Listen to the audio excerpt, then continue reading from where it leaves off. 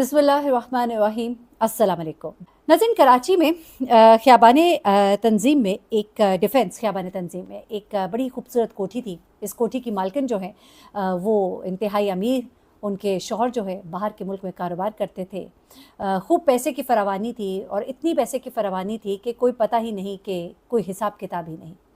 और ऐसे में ये इतना अजीबो गरीब वाक़या रिपोर्ट हुआ। हम सुनते तो थे कि फ़लाना भिखारी बड़ा अमीर लखपति निकल आया, लेकिन यहाँ पर आप हैरान रह जाएंगे कि ये जो बेगम साहिबा हैं, जिनका नाम इस वक्त बताया जा रहा है रूसा बेगम, जी हाँ, इन्होंने ये रिपोर्ट दर्ज कराई और इनको अंदाज़ा भी इस बात का बड़ी ही देर के बाद हुआ।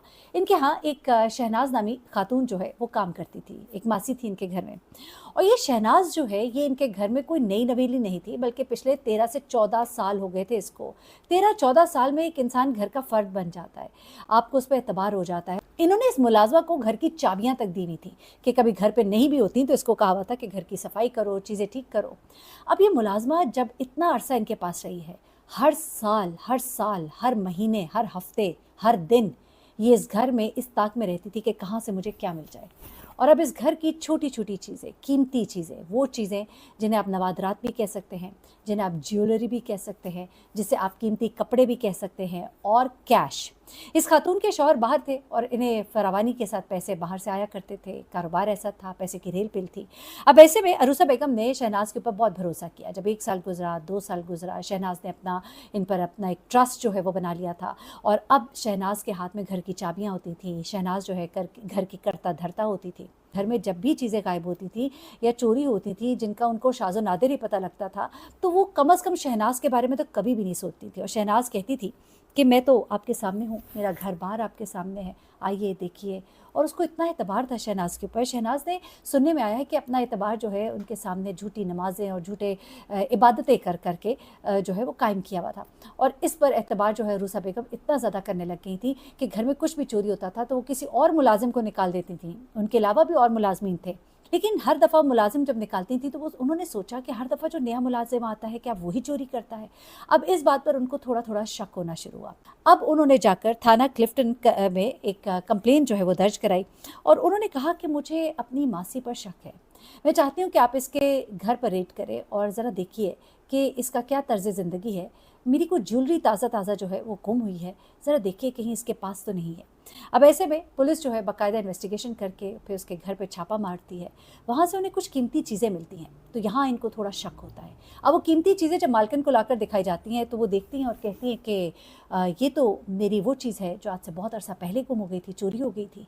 अब यहाँ से जब उनका यकीन हो जाता है कि ये तो बहुत पहले भी यही थी, तो ताज़ा भी यही होगी। अब उसके बाद जब पुलिस अपनी बाकायदा तफ्तीश शुरू करती है तो उसमें ऐसे होशोबा इंकशाफात होते हैं कि आप तो परेशान रह जाएंगे। तफ्तीश के दौरान ये पता लगा कि 5 गाड़ियों के मालिक हैं, 3 मोटरसाइकिलें हैं इसके पास, उसके अलावा 3 फ्लैट्स भी हैं, परचून की दुकान भी है। आप सोचिए कि एक फ़्लैट लेना इंसान की ज़िंदगी की पूरी कमाई उस पर लग जाती है, और कहाँ ये औरत जो है ये 3 फ्लैट्स की मालिक बनी हुई थी। पुलिस सबसे बताते हैं कि मुलजिमा 14 साल के दौरान मुख्तलिफ औकात में, अच्छा माज़रत के साथ अरूसा नहीं, अनुषा नाम है इनका, अनुषा नामी खातून के घर से 5 करोड़ से ज़ायद की रकम घर में मौजूद मखसूस कमरे से निकालती रही। उसके अलावा ज्वेलरी और चीज़ें जो है वो चोरी करती रही, घर की चीज़ें महंगी बेचती रही। अब सुनिए, वो एक कमरे से ये पैसे निकालती रही और चोरी के पैसों से उसने मुख्तलिफ औकात में गाड़ियाँ, फ्लैट्स, दुकान और मोटरसाइकिलें खरीदी। अब वो कहते हैं कि मुलजिमा जो है खरीदी गई गाड़ी जो है किराए पर चलाती रही, यानी कि इन गाड़ियों को उसने, फिर बिजनेस माइंडेड देखें कितनी थी कि उसने उन गाड़ियों को ये नहीं कि कहीं खड़ा कर दिया, बल्कि उन गाड़ियों को वो किराए पर चलवाती रही ताकि उसका माहाना जो है वो अच्छा लगा रहे। उसके अलावा जो फ्लैट्स है, एक फ्लैट उसके ज़ेर इस्तेमाल था और 2 फ्लैट्स जो है वो भी उसने किराए पर दिए हुए थे, और किराए की मद में भी मुलजिमा माहाना लाखों कमा रही थी। यानी वो आम फ्लैट नहीं थे कि जिसका कोई 20-30 हज़ार रुपया किराया हो, लाखों उन 2 फ्लैट से कमा रही थी।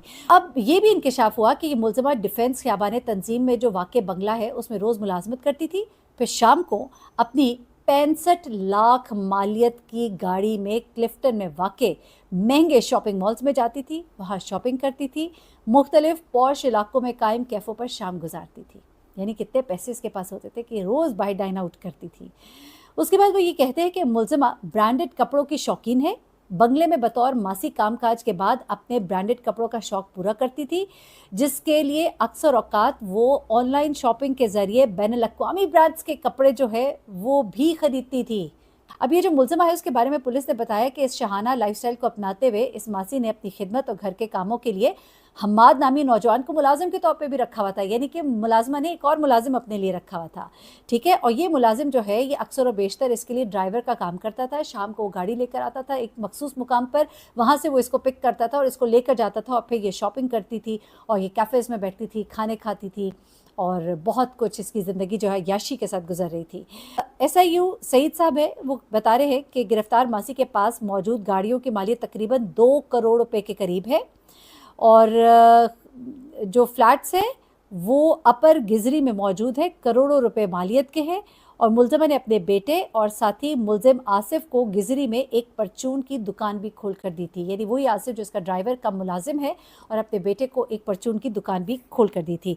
अब इस खातून का जो शौहर है वो इसके साथ शामिल जुर्म था, वो इस वक्त फ़रार है और इसके अलावा एक और इसका जो मुलाजिम के तौर पे काम कर रहा था आसिफ, वो बताया जा रहा है इसका करीबी रिश्तेदार भी है, उसके घर पे छापा मारा गया, उसे गिरफ़्तार कर लिया गया। और इसके बेटे के बारे में भी कहा जा रहा है कि उसे भी गिरफ़्तार कर लिया है, लेकिन इसका शौहर जो है ये अभी फ़रार है। और ये बताया जा रहा है कि इसके 2 बैंक अकाउंट सामने आए हैं जिनमें तकरीबन 35 लाख रुपये मौजूद हैं।